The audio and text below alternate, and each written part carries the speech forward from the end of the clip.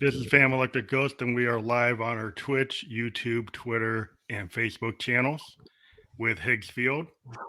You guys are from Australia, right? Yeah, man. What's going on? What's going on? Yeah, it's going pretty good. So you're in an area called Mount Gambier, South Australia? Yeah, Mount Gambier. It's a big volcano, so a lot of people call us volcano walkers, which is pretty cool. Well, that's cool. Yeah. So we're excited to have you on the air. We do this podcast. We've interviewed people since 2018.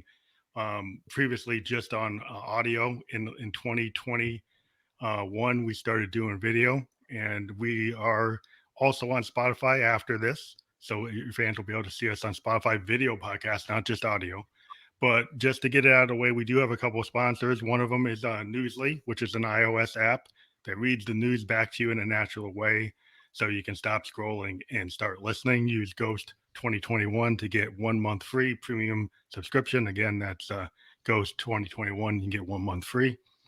And then the other sponsor we have is this company out of Germany, or out of Europe, and they are called Double Jack Online. And what's cool about them is if you are a band and you need crowdfunding, they have crowdfunding capability. They can pay you in Bitcoin and multiple currencies around the world. They can create a scan code for you, and they can actually create a custom URL and posters that they can put on your stages when you play and stuff, or online. And you can help fund like your album or tour or anything like that. So that's kind of cool. So you can check that out. And they also are an online philanthropic lottery, so you can play. I think they have Keno, they have the European lottery, and they have Powerball. So just check that out with your cell phone, scan that, and you can get in there, and you can actually become an influencer and get passive income.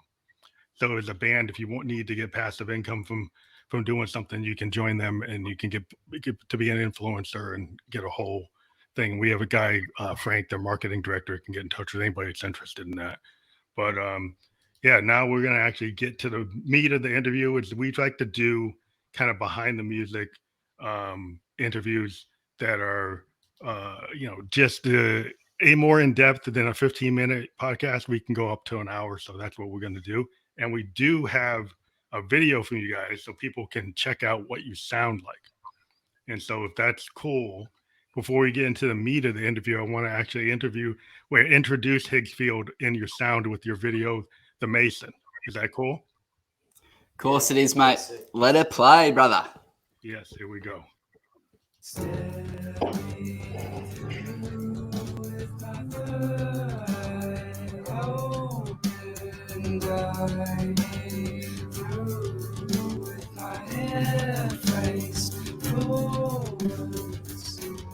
A mathematical equation, prediction of devastation. The beaten heads of the stonemason, the beaten heads of all creation.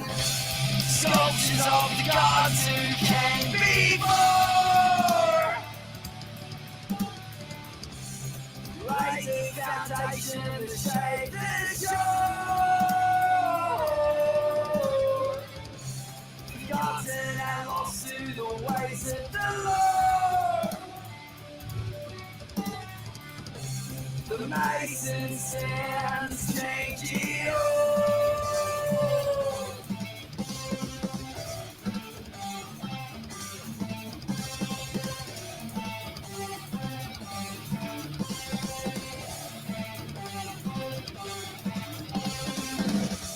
Destruction of past civilizations, changes enforced by the mason. Loss of all consciousness, feelings of helplessness. Sculptures of the gods who came before. Lay the foundations to shape the shore. Forgotten and lost to the ways of the Lord. The mason stands changing all.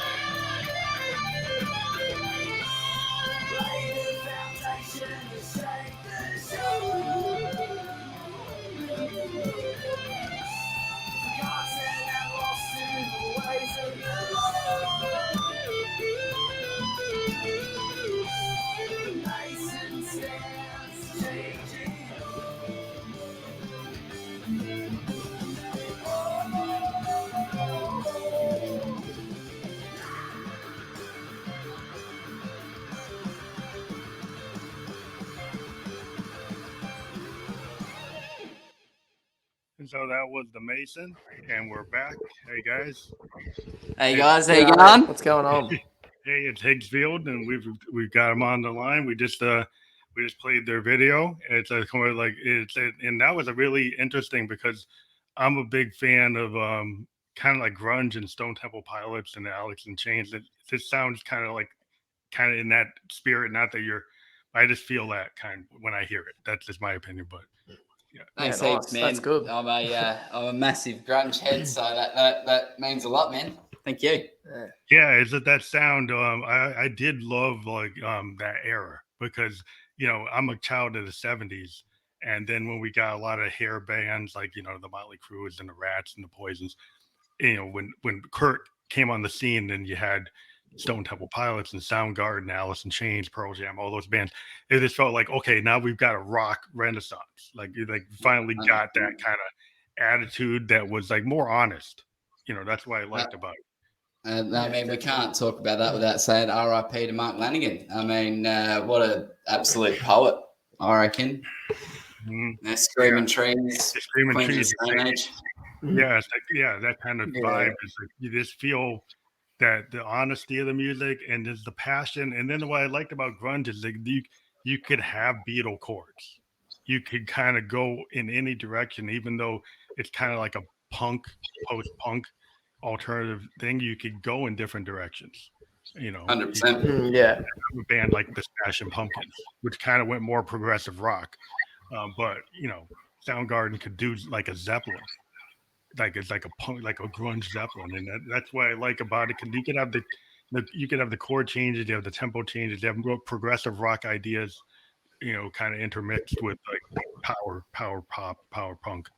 And it's awesome, but it's also important, like being able to implement different genres into music's always been an important thing for us, and something that grunge did back in the day was, they had elements of heavy metal, they had elements of psychedelic pop from the 60s, that had elements of everything, and that era of music, that became extremely experimental.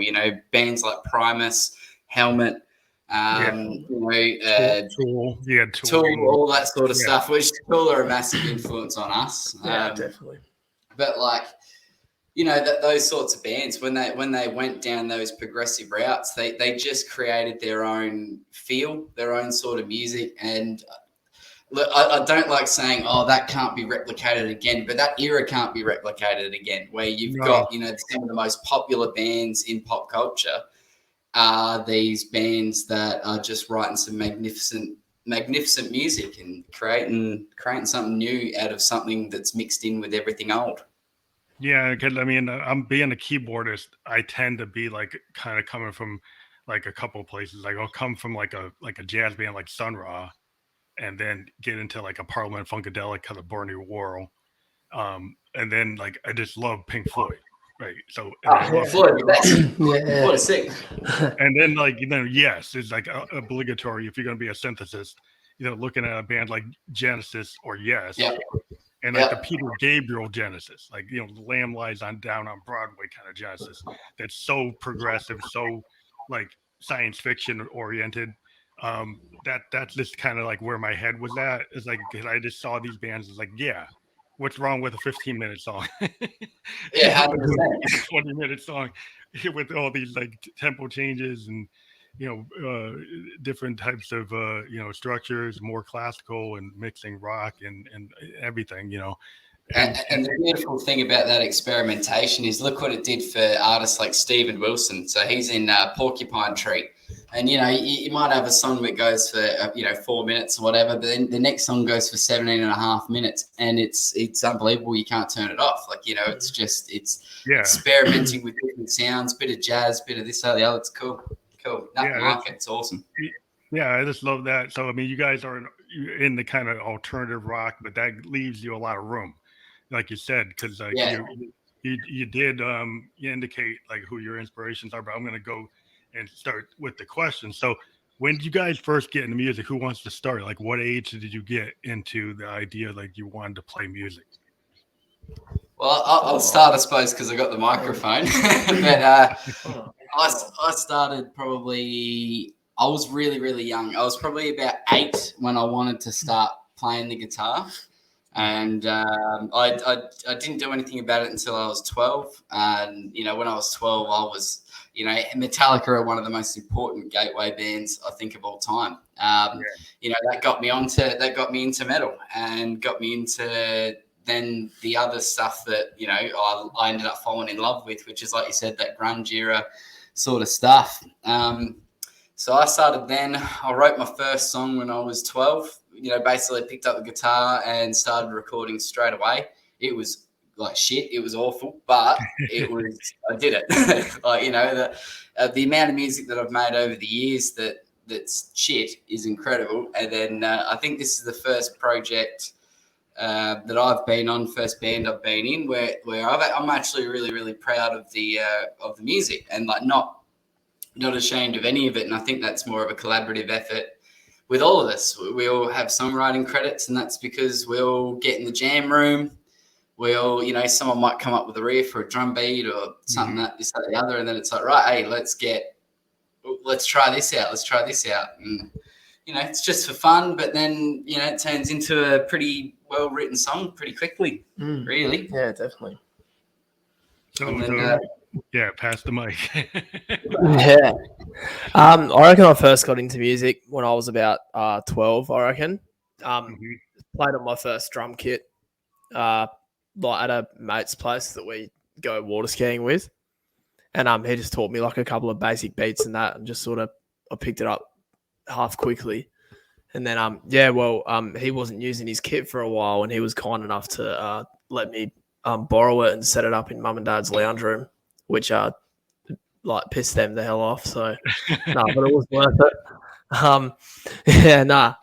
So yeah, I just sort of started practicing more, and then really just like started listening to a lot of like metal and rock bands that were like up and coming or popular at the time. A lot of like, say, Parkway Drive, Amity Affliction, sort of like mid ranges when they were coming out. And just, I really got into them, and then started just learning covers off YouTube and that. And then,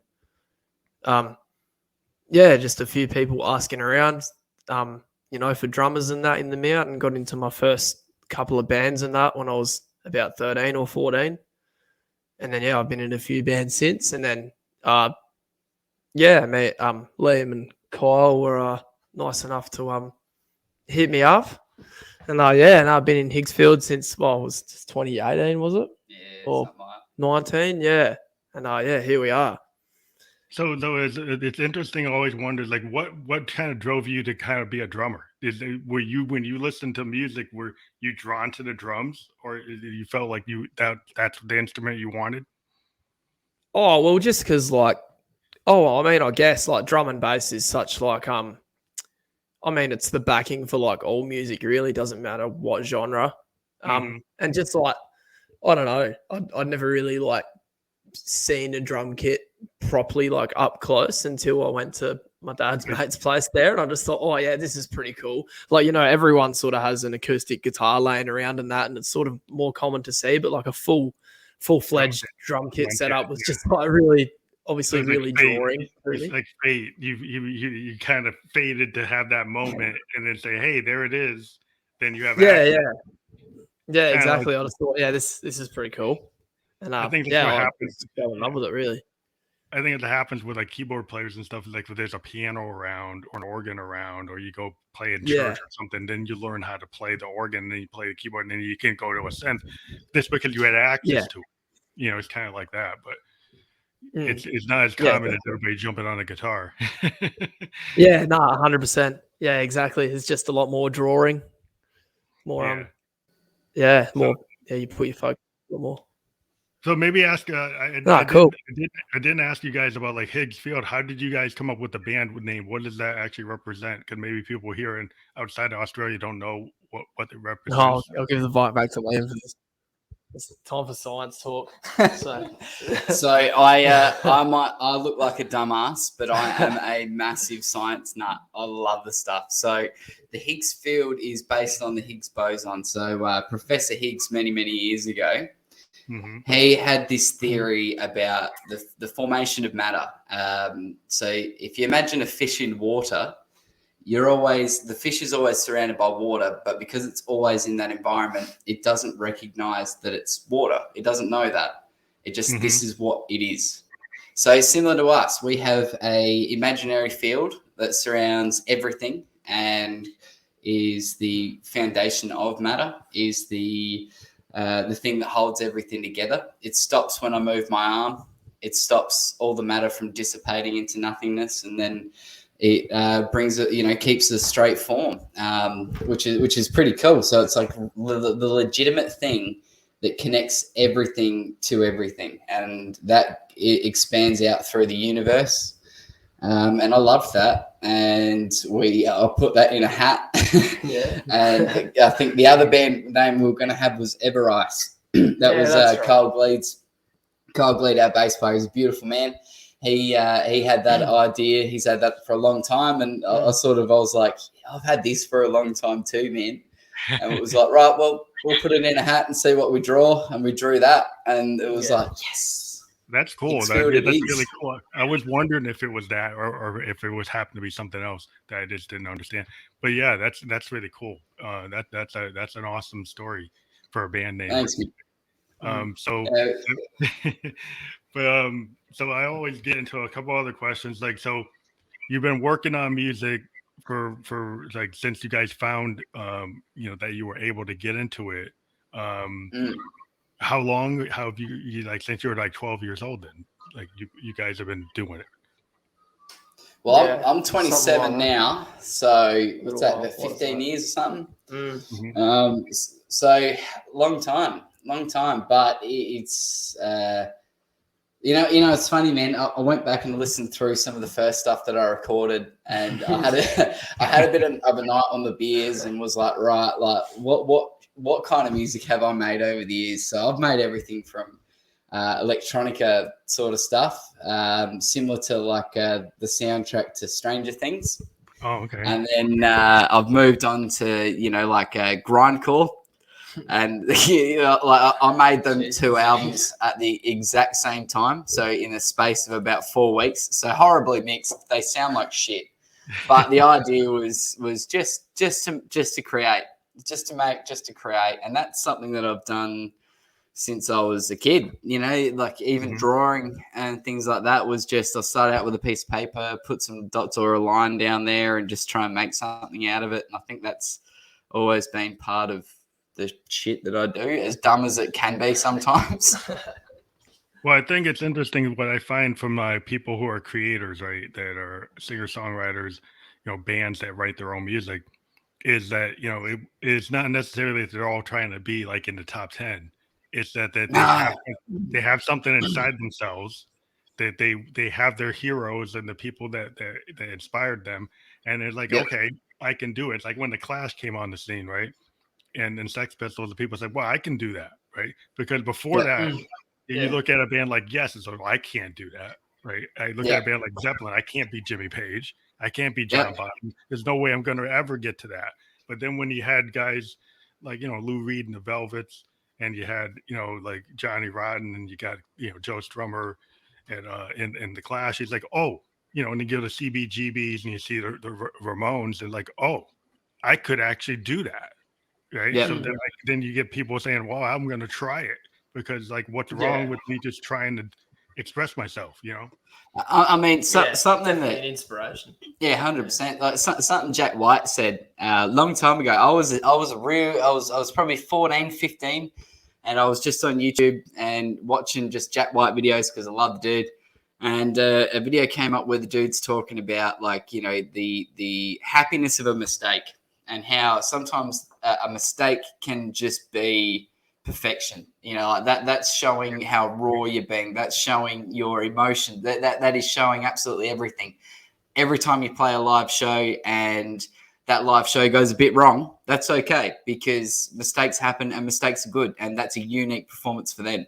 That just probably lit my confidence up a little bit too much. So it went from I'll never be able to play that perfectly to fuck it, it doesn't matter if I don't play it perfectly, you're welcome. You know what I mean? It's probably a bad attitude, really, but it's just like, perfection's not good, and it never has been. And I'm a big, really. Yeah. I'm a big believer in that because if you think about like the Stones, right?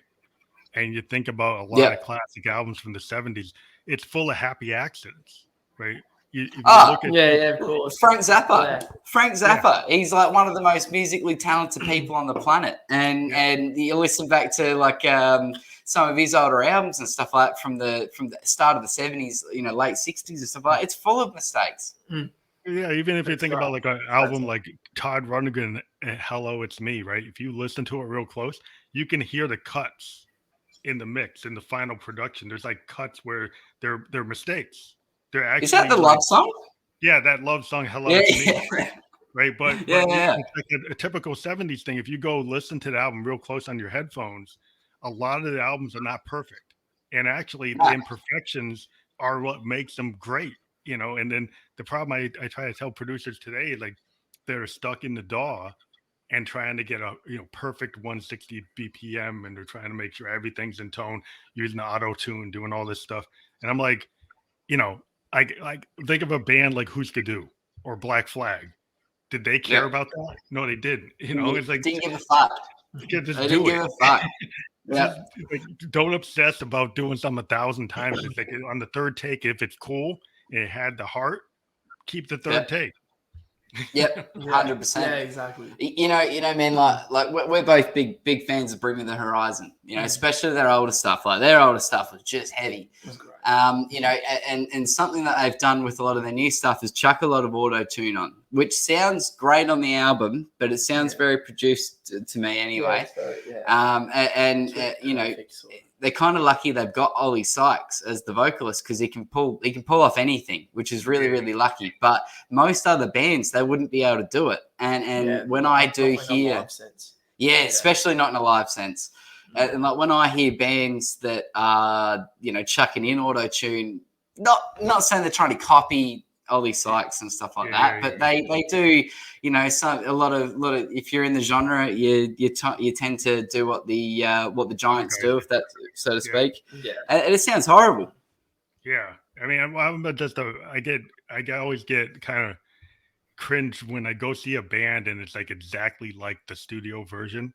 Because they're running their backing tracks and they're locked into their backing tracks, and I'm like, I'm a guy that would go see the Allmans, right? I would go see Funkadelic and see Bootsy Collins, and those guys be doing like 20-minute songs, and it wasn't anywhere near what was on the record, right? They just totally went in a different direction, and that's why I went to see them, because like Dead, like going to see the Grateful Dead, like I'm a Deadhead, I would go see the Dead, and because they would just jam.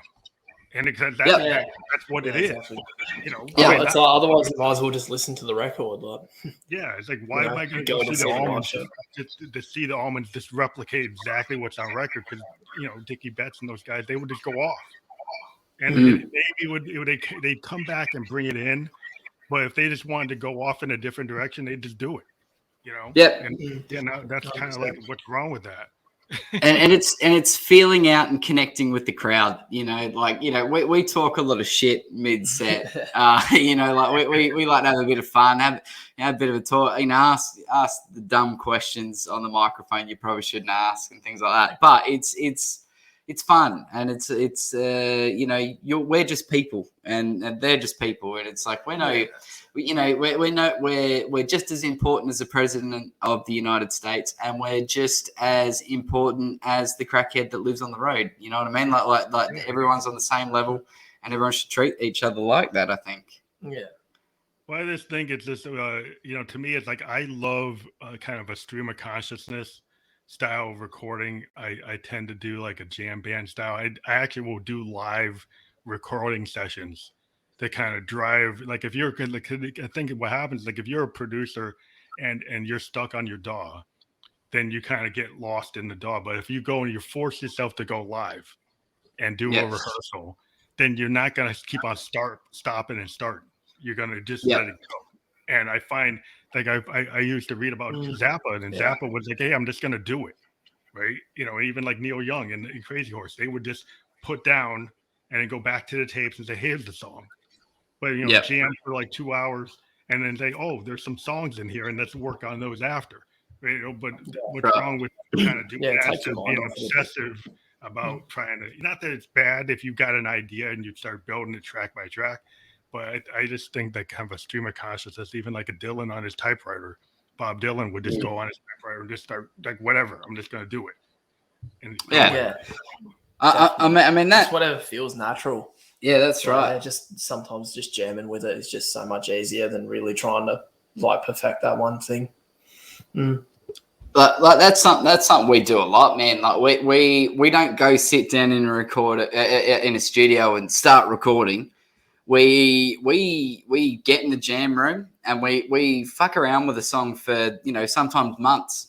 Sometimes here's something that we were starting to play a year ago. Yeah, we've developed it into this now. Like, what do we reckon? Oh yeah, we'll still muck around with it, see where it goes.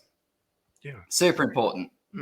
Yeah, I mean, so then I kind of wanted to get into some of your influence and reference points because I know it's in your bio, but like who really inspired you as like young musicians to kind of not that you want to emulate them exactly, but like who are the bands that really got people you could point out as influences or reference points?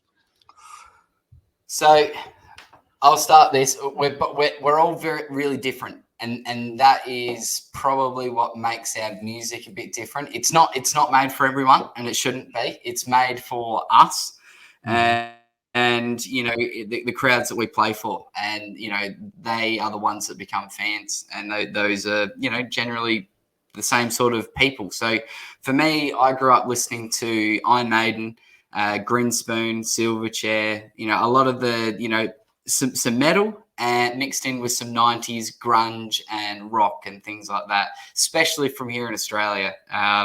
We had some great artists, and we got a radio station called Triple J, and growing up, that's all we listened to. Well, for me anyway, that's all I listened to. So I was introduced to a lot from that. When I was about maybe 12 or 13, I got introduced to System of a Down. Oh yeah, blew my mind. Absolutely blew my mind. So I've always wanted to be in a weird band after that, because you can go back and listen to Iron Maiden and all that sort of stuff, but you wouldn't say that they're weird. I would say System of a Down are brilliant. They sound great, but they're also pretty weird. And that ever since I was that age, that's the sort of music that I've chased, is kind of weird music that sounds really good, like really well written, really well produced. And I think that's kind of what led me to the point in this band. And then, for Frosty, I'll hand you the mic. Yeah, no worries.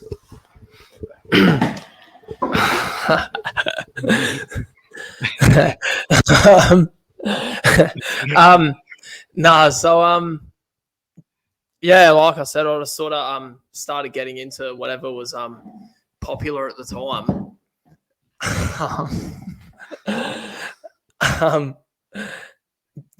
Just sort of getting into like a lot of Aussie metalcore to sort of deathcore sort of stuff to start with, like Parkway, Amity Affliction, a lot of that sound. I Prevail was sort of coming out then, like Beartooth, and then a lot of Bring Me the Horizon, of course, at the time. And then I don't know, I sort of like jammed that for a while. And then I was like, I guess moved on to the next thing, and like started going back and listening to like the older bands with a lot of like more technical timing and beats and that, like Liam said, with System, and then like listening to Tool as well, like coming up with that alternative progressive sound, and like a lot of the drums in prog metal songs like that are just they're quite like out of the ordinary. Like offbeat sort of stuff, and it's just like, oh yeah, like it's a completely different avenue to go down. And then you can appreciate different drums from like every genre, really. Like they all have their strong points, that's for sure. Mainly I just can't get past metal though. I'm just a massive metalhead, so yeah. That's interesting because I kind of grew up, like, I'm a child of the 70s, right? So like my favorite drummers were like Mitch Mitchell, John Bonham, and Keith Moon. Yeah, John Bonham was great. And Keith Moon always used to do it for me because I felt like the Who was like the first punk band. And if you think about Moon's attitude was like he was just soloing through the whole song. If you ever like watch Keith Moon, he just solos like to the whole song. He doesn't actually keep time like Ringo or even like Bonham. He, actually like Entwistle and he's actually soloing too. It's actually Pete that's keeping the time with his chords. And I was like, well, that's kind of punky because it's like they're kind of the weird thing about the Who, they were kind of exploding and falling apart, but staying together. Yeah, definitely. And like early Who, you can hear it on like the My Generation and Sell Out and stuff like that. The early records, they're very punky. It's like the Clash before the Clash. Man, like Ringo Starr as a drummer. Let's just talk about that for a second, because how fucking amazing is he? And how, right? Everyone always talks about George Harrison and Paul McCartney and John Lennon and all that sort of stuff. He is my favorite Beatle because his drumming technique is incredible. Left leading hand, the way he plays, the way he looks when he plays. The dumb haircut that's just gone. I love it. But exactly. Ringo used to incorporate a lot of like Motown kind of stacked drumming. He was able to do a lot of interesting kind of Motown like drumming and introduce it into the kind of pop, like the power pop that the Beatles were doing, and that he could keep the time, but he had all kinds of interesting things going on, like a Motown drummer. Like if you get the Purdy shuffle, if you get into like a lot of the technical capabilities, the Motown drummers, that Ringo would seem to be listening to them, and he incorporating a lot of that stuff into what the Beatles sound like. And when you start looking at it, you're like, wow, he's actually, because everybody will talk about Moon and Bonham because they were like power drummers, but Ringo is a finesse, and he's making these pop hits that were like so big because of that. His timing is like making those songs work. Definitely. That 100%. Yeah, definitely. It's good to like have influence come from everywhere. I think that's why like we work so well as a band, because we're all influenced from somewhere different, and just opens up different avenues for everyone else. Like just introduces them to something new, and then all gels as one, really. But you guys, what's interesting to me, Higgs Field, bringing everyone together. You were talking before about your band writing process, and I find that's really interesting when you have a band, right? Because sometimes in a band you have like an alpha, like a Pete Townsend that writes everything, right? Oh no, I don't write everything. I am the alpha, though. I am the alpha. I will fight anybody. He likes losing gears. You're like Pete. You're kind of rating everything. You've directed everything. Oh no, I don't write any of it. I'll just fight. I'll beat them all in a fight. I'm sure of it. I'm sure of it. But what's cool is, like you said, you guys are like everybody comes in and has their piece to the like is that what your process is? You jam and everybody kind of brings their feel to a song. Yeah, definitely. You just like build off one another, really. Like say if Dylan comes with a riff, or Liam comes with a riff, or anything, or even if I come with a beat, or like there's been songs where like Kyle's sort of done the introduction, I guess you could say, and we all just build off one another, really. Yeah, you kind of vibe off each other. That's why I like about like the old school recording with like a full like traditional rock band is like, in this world now that everybody's in their DAW, you have somebody in London and somebody in Paris and somebody here, and nobody's ever in the same room. And you have like 5 different producers, and they're all like adding all this stuff, but nobody was in the same room, right? And Exactly. I'm kind of I like the day like when like the Stones were all in the same house. Well, maybe Keith was in the basement, but 100%. It's just so much more raw that way, natural. Yeah, it's way more raw and natural. But like the other thing is too, like we're all real close mates. Like this is the. I think what people are hearing. Yeah, it's weird music. It's cool music. We're not a massive band, we love playing live shows, but we don't play the biggest stages in the world or anything like that. We're very bit of an underground gem, I think we would call it. But I think what people love is the chemistry that we've all got, and that all comes from, instead of we when I say footy over here, we've got AFL, which is Australian rules football, and instead of going to footy practice every Wednesday night, we have band practice every Wednesday night. So we have a couple of beers together, have a big laugh.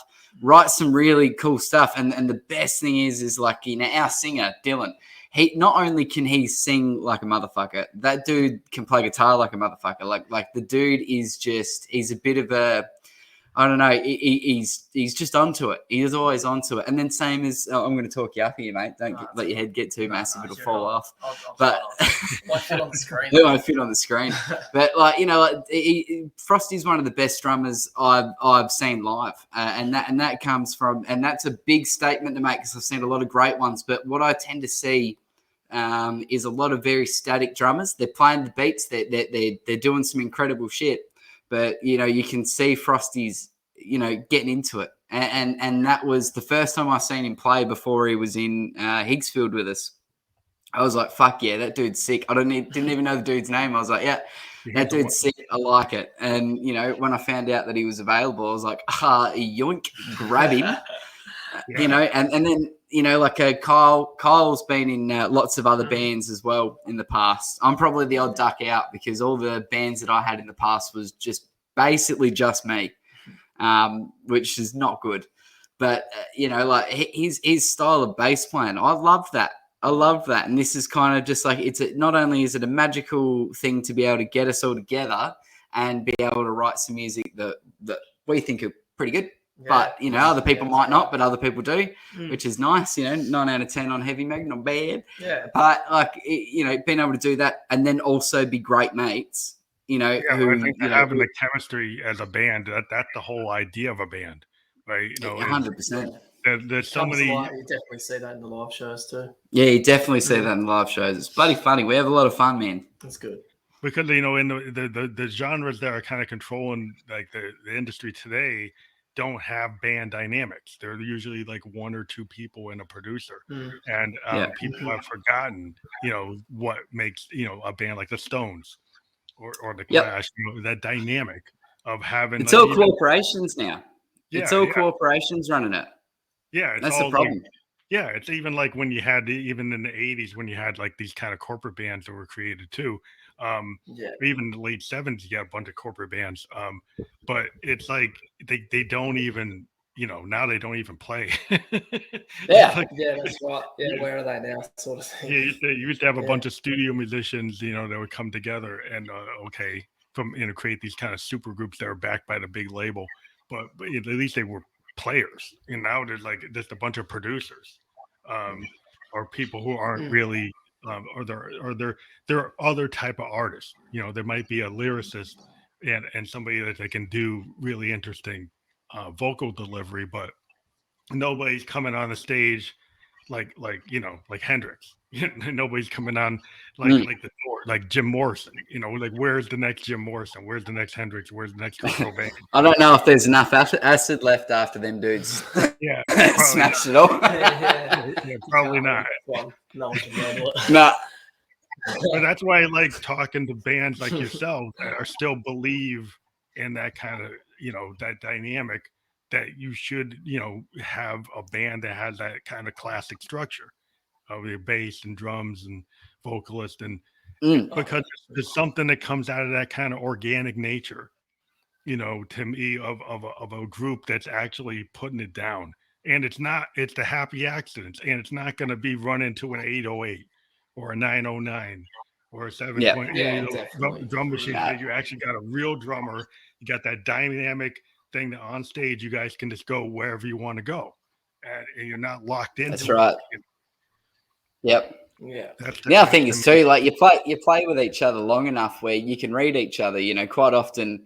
I'll throw a cheeky little grin and a bit of a wink at Frosty, and it's like I know what's about to happen on the kit regardless. You know what I mean? I'm about to do some weird shit or something a bit different, bit off, and it's just like, oh, catch it. So yeah, yeah, it is really gel. Yeah. So you guys able to play shows now? Where in Australia can you actually play live gigs? So we've been pretty lucky and a little bit unfortunate as well. So we've been able to play some really good shows, between here and Adelaide pretty well, which is the capital city of South Australia, which is where we're from.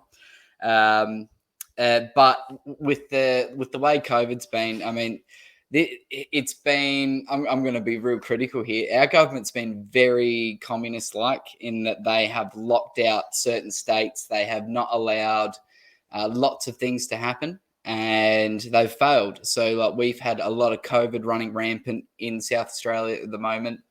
And the only reason why they've eased any restrictions at all has been because they, I guess it's coming up to an election and they want to win. They've kept a lot of control and they've stopped a lot of things. We've had to play seated shows, and we've managed to play a lot of stand-up shows and stuff like that, which has been great. But it's just the way it is at the moment. So once everything ticks off, like we can't wait to just, going on holiday with the boys. At the end of the day, going on holiday with the boys, traveling to different cities, doing this, that, the other, and playing some live shows again. That'd be great. Be great. Yeah, we do have some coming up, but that's cool. That's good. At least it's good that you're out there because, in our neck of the woods, I used to be able to go to Boston and New York, and I'm a northeastern guy, and most of the place I go is Boston or New York, and I'm from New Hampshire, and New Hampshire, all we got is people trying to be like Neil Young. Not that it's bad. Yeah.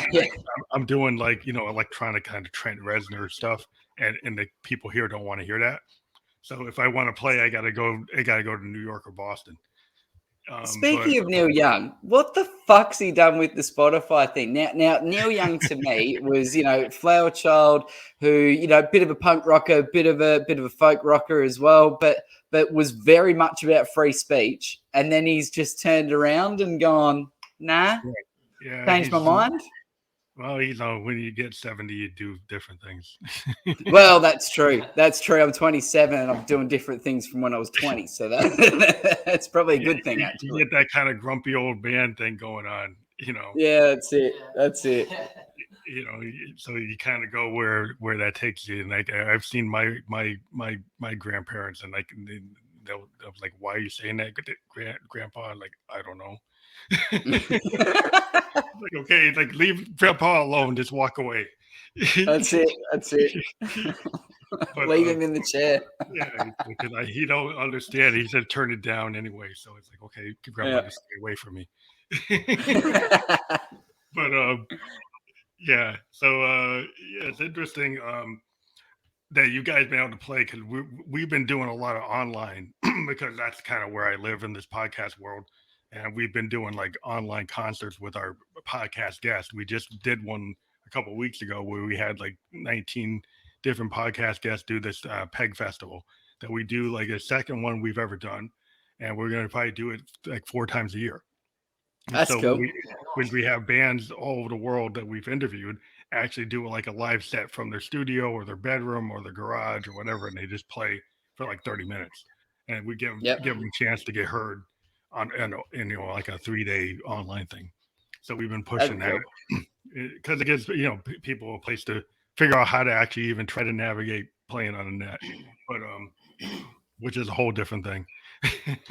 But of course, the other thing I wondered, do you guys ever do features with other bands or play with other bands or work producing other acts, or are you just focused on yourselves?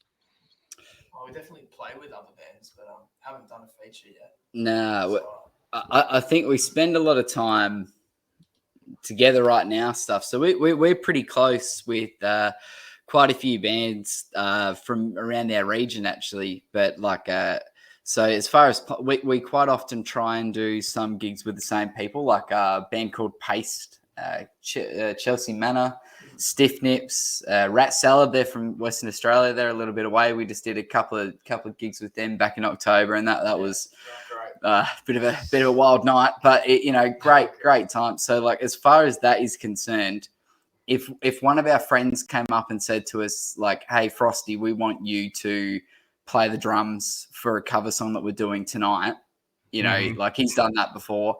If they came up to me and said, Liam, we want to the pay show, and if someone if a friend of ours came up to me and said, hey, look, I want you to play this riff on, we're recording it, we want you to do that, I'd put my hand up and say, yeah, no worries. But I don't know if I would do it for someone that I'm not friends with, if that makes sense. I don't know.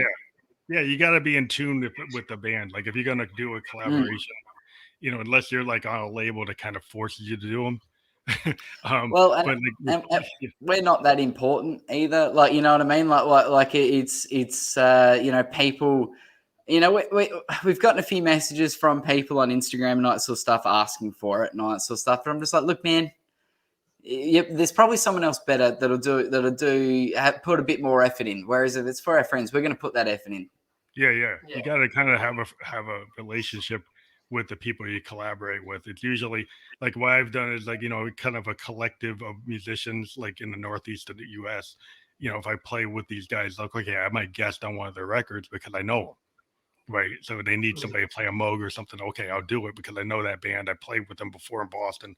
I know who they are. I kind of get the feel. Like you have this scene, you're in a scene, and like if you know the guys in the bands, it's like, hey, that's cool. I'll do that. But you kind of got to know people to feel comfortable, unless you're out there just trying to get income from it.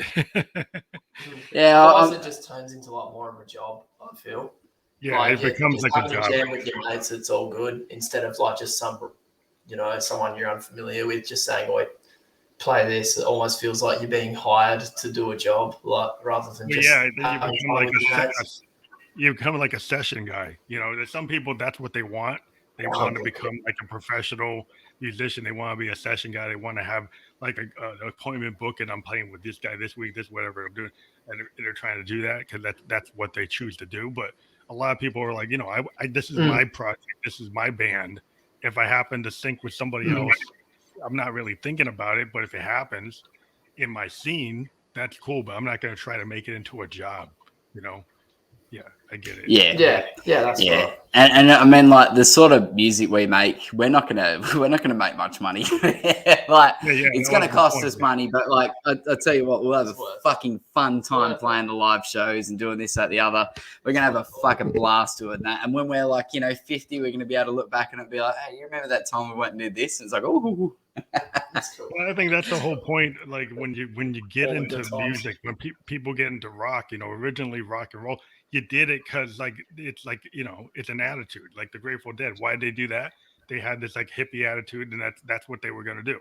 Even like a band like Funkadelic, it was this big collective of all these musicians, like 20 guys on stage, and it was like we just like playing, and then people started vibing to it, and they got like a Deadhead kind of thing, and I was following. And it was like, it was just a scene. Funkadelic was like a scene. You just followed it because, damn, those guys are like space funk. And it's, what the hell is that? And it's like, that's weird. And I'm like, I'm going to get into that. Because it's different. Nobody was doing like, we're 100%. From outer space. It's like acid, funk, rock, psychedelic stuff. And it's like, what the hell? It's like, I don't know. It's Star Showers coming down and you see the spaceship coming down on stage and you're like, what the fuck is this? It's like, I don't know. But it's cool as hell. It's like, okay. Kind of like Kiss. The old space baby. Yeah, it was back in the day when Kiss showed up in the 70s. And if you're a child in the 70s and suddenly Kiss shows up, you're like, what the fuck is that? They're spitting blood off. Of course. They're like, what the hell is this? It's like, yeah, that's and it. Now look what we got. We got was it Brass Against the Machine where she pissed on old mate's head? Oh, yeah. Yeah, I saw that. Yeah. Love it. You bring that back. You're bringing that old school. I got jealous. I was like, shit, why couldn't it be me? Well, back in the day when Ozzy was biting off the heads of birds and throwing them back, Yeah. Well, yeah. But it's like things don't get crazy. Like, well, maybe they do because she was like doing what you just said. Going off his nut, mate. Yeah. So I always ask this question, but I don't know what you guys would be like thinking about it, but like the thoughts of the future of music, because a lot of things today are playlisted. People are just listening to one song and moving to the next band. What are your thoughts on the future of music? Because your fans probably are like into your whole record, right? Your whole everything that you're doing, not just listening to one song. They come see you because you do a whole performance. I think future of music. I reckon. As far as we're concerned, I think albums are going to be out the window. I think there's going to be bands like us that are going to be like, well, fuck that, we're going to still do it anyway.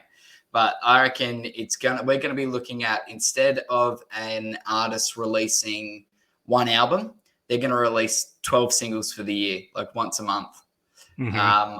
And I don't know if that's going to be a good thing or a bad thing, but I think that's probably more likely. Mm-hmm. Yeah. I think that the positive thing from COVID has been the streaming stuff. So I think we're going to see a lot more of that rather than live shows in person, which is a shame. And as you know, and as everyone else knows, that's a different vibe, totally different vibe. Like, we haven't streamed a Higgs Field show, not on purpose, but I'm very apprehensive to do that, just because I'm like, if you want to see us live, you should come down and feel the bass drum in your chest.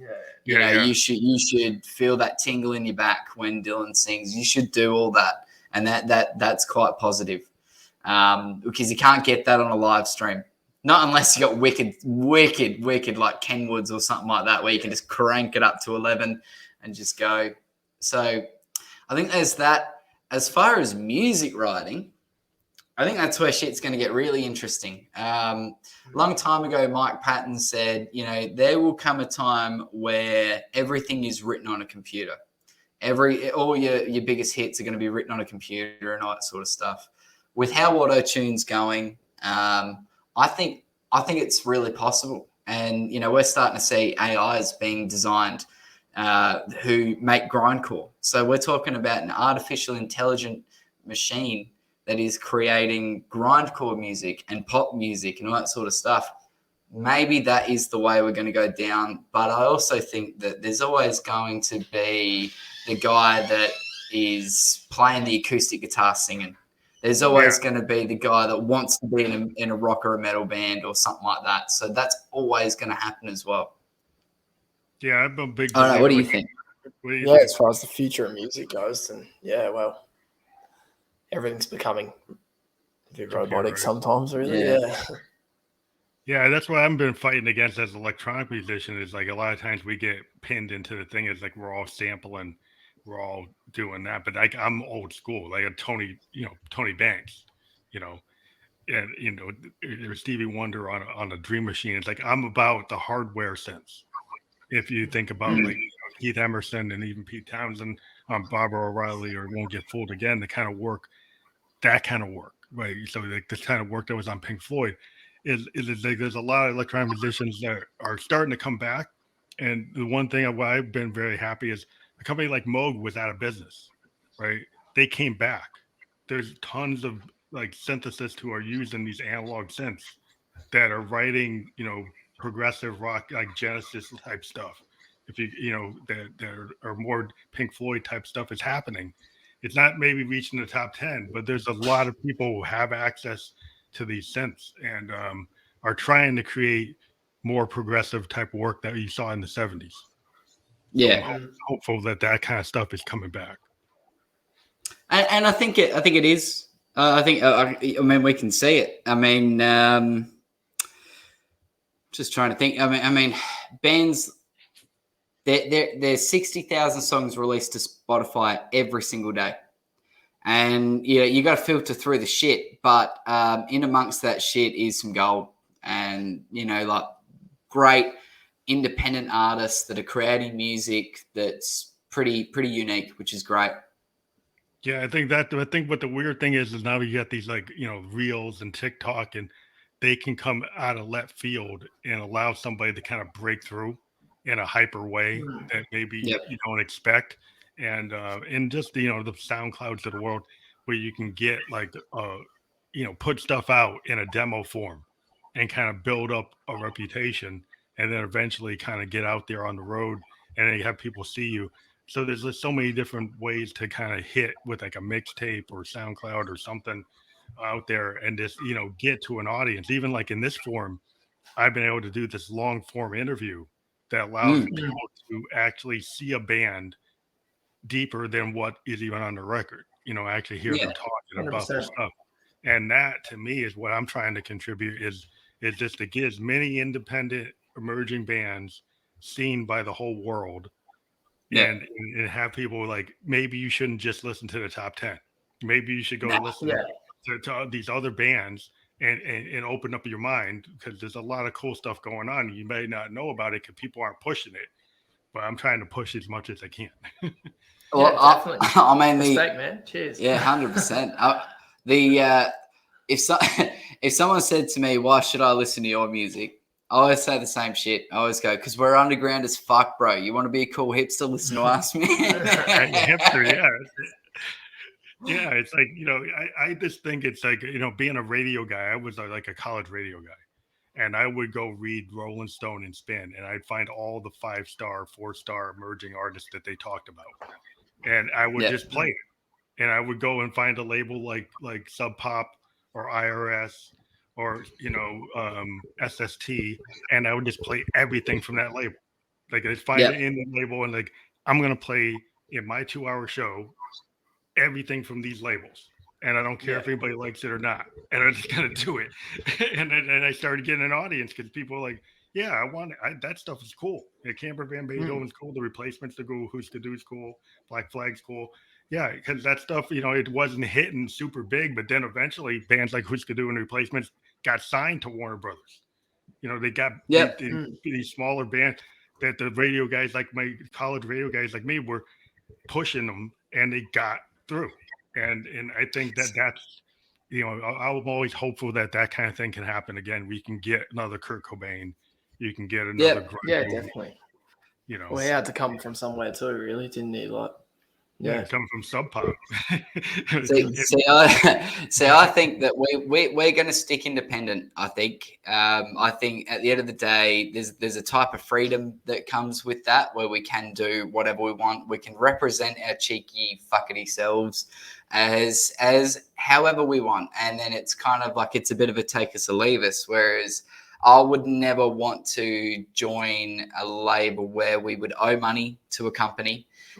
We are directed with what producers we can and can't use. I mean, we fucked up the first time we went to go record the first EP because the producer we brought on board was shit, and that's okay. That was our lesson that we learned. And then this next time around, recording this new music, which will be coming out this year, that's been brilliant. Like, we got the right team. We got the right people that understood our sound and wanted to do it justice. And it was like, right, that's good. So we wouldn't want to work with the producer that's given to us. We wouldn't want to work with people that we don't trust and told what to wear, this, that, the other. I think the labels are now, that's why we have distribution companies. We don't need labels anymore. It's very much a CD Baby, Distro Kid, Gyro Stream, all that sort of stuff. I mean, you might as well. I think it's the best way, because you get bands like Wilco and Radiohead, they jumped off of labels because they want to do it. Ever since Wilco did their classic album that Warner's didn't want to put out, Yankee Hotel Foxtrot, because they said, oh, it's too weird. And then what happened? Like, the music press said it was like the best thing that had ever come out in that period. And the label looked at it and said, oh, we don't like it. And that kind of tells you what the labels do. And it's not important. Very filtered and directed. Very filtered and directed. Like, it's not important for us to blow up and be the most famous band ever. That's not important to us at all. What's important is that we're able to do what we want musically. And then if that, we've had, I won't say the group, but we had a group contact us, and they're like, we want you to pay this amount of money. We want you to do this, and this, and we'll make you famous. And I'm like, I don't want to be famous, man. It's not what it's about. It's about, I want to write the music that I want to write. No, thank you. And we go, well, if you say no to us, then you're going to get this, and this. And I'm like, I don't give a fuck, mate. See ya. and it was, it's sad, because I know that there are other artists out there that they would kill for that. And it's kind of like, when we don't, they go, why? Like, what are you doing? And it's kind of like, but it's just not our thing. We want to do everything in our own way, our own time. Just want to do everything else. I think what happens is, if you get into the label system, what happens is they get these unrealistic expectations, right? So Yeah, that's what you they have to might, do. This it becomes like a job, like we were saying before. yeah, I mean, they might make you a hit, but then what happens is you never match that hit. And then Nah. you start owing them money, right? So it's like even a guy like Prince, right? He did Purple Rain, hit like 8 million. Then Warner Brothers expected him to make 8 million every time. That was never going to happen, right? Yep. It doesn't usually happen. And so then suddenly, oh, you're not successful when you do 3 Yeah. million. You're not successful when you do 2 million. You're only successful if you do 8. And so then Yeah. you're set up to fail. And he's like, and eventually even Prince said, "Fuck that." And Yep. and left us because I'm not running that. I'm doing what I want. No. Like, he ended up going where did what he wanted. You know, even them saying to him, right, you know, the old stuff that you've recorded, we're not going to accept that because it's not current. Right? Yeah. I mean, we're talking about fucking Prince. He's a legend, you know, like whatever music he makes, people will love because it's Prince. And you got this company going, yeah, but it might not be up to scratch with modern music at that point. So the album that you made 3 years ago is invalid now. It's like, no, it's Prince. Yeah, now they release everything that they wouldn't release. You know, yeah, exactly. Because they can make money off it and they don't owe him anything. Yeah, now they're doing all the projects that he fought that tried to put out. Now they suddenly do it. But I digress. But my whole thing with the way the labels are is that they just don't get it when you're trying to do something, you know, dynamic or interesting. They just want you to replicate what's in the top 10. You know, and they want to take a band and run it carbon copy to death. A style, a genre, and it's not fun. You know, to me, it's not fun if you get on that train, because like the whole thing with the musicians, like, yeah, I always look at a band like the Velvet Underground. Lou Reed did exactly what he wanted. He didn't go anywhere, and then eventually the world said, "Wow, that was fantastic," right? And so now, then suddenly, like, you know, in the '70s, in the '80s, he was like, "Oh, he's an icon." He, you know, when nobody was, you know, only people bought the records are people who were in bands, you know. but then it became like a standard bearer. Like the same thing happened to Alex Chilton and Big Star. You know, if you ever heard of that story, it's the same kind of thing as Lou Reed and the Velvets. He created this band called Big Star, and he had been in the band like the Box Tops. He was famous for this song called The Letter, but he created this really awesome band that was kind of like a clone to the Beatles. But they sounded like fantastic, and it was like American version of the Beatles. And all these Rolling Stone, all these magazines said these are 5-star records. They did like 3 records, nobody ever heard them except other artists like guys in Smashing Pumpkins, a lot of grunge guys, a lot of people started name checking them. Paul Westerberg name checked him in a bunch of songs but it's like, you know, later these people created this work that gets recognized, but it was never popular. You know, but it's like, to me, it's like you just do what's in your heart, and you that is more like what's important, because the world will eventually recognize your nuggets of gold.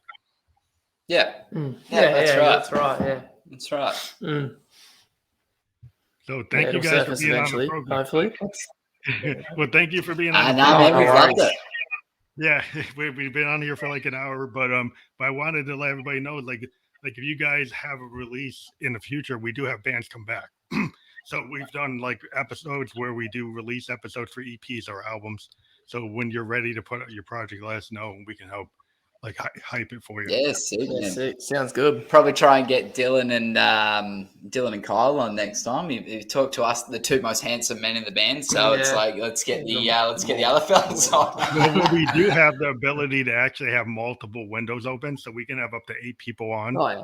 So if you guys happen to have guys in a different location, they actually can join, and you know, it's a little, we have to kind of control it, but it's possible to have like, you know, a third window with another set of 2 guys in. So I think that'd be right up Dylan's alley anyway, with his whole studio set up and everything going. Yeah, we cool. No, that'd be cool. Yeah, well, thank you guys, and again, I'll send you the Spotify link, and I'll be promoting it on my channel as soon as it's out there.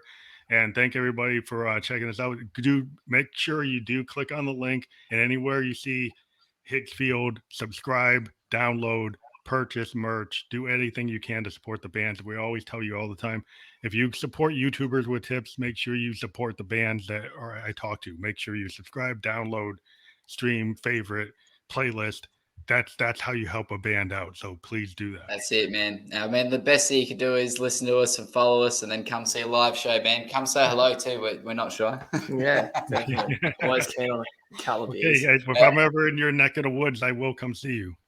Yeah, beautiful. No if we get over there with buddy, hit us up. Yeah. All right. Okay. Cool, guys. Definitely. See you, dudes. Cheers, mate. Yep.